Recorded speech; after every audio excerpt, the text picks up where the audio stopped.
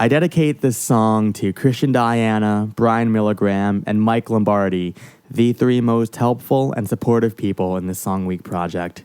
This is Song Week number 51. It's called Aura of Happiness. No, I won't talk about metacognitivity.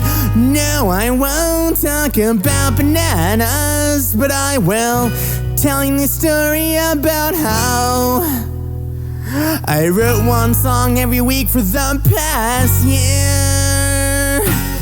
When I was 18, I was sexually frustrated. I set myself a challenge to help me improve musically. I lost some friends and I made some new ones in the process. But about a year ago, I never thought a single thing would change. Some awkward kid walking around with a guitar, playing songs every Thursday at the Tuscan and nowhere else. But then I found myself in a very special place, the kind of place you would think was outer space. I found myself in an aura of happiness, high above the ground, in a place I can't digress. I get lost in the feelings of every song that I wrote, that I wrote, that I wrote. Now look at me, I'm some different kid. One thing's never changed, I still don't give a shit about what anyone thinks about me or my music. But before you talk, just keep this in mind.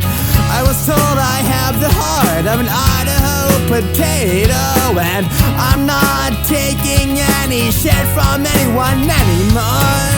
I found myself in an aura of happiness, high above the ground, in a place I can't digress. I get lost in the feelings of every song that I wrote, that I wrote, that I wrote. There's one more week left and I don't know how to deal with that.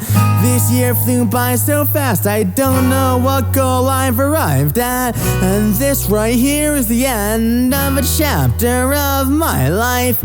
And next Friday is the start of another one. I found myself in an aura of happiness, high above the ground, in a place I can't digress. I get lost in the feelings of every song that I wrote, that I wrote, that I wrote.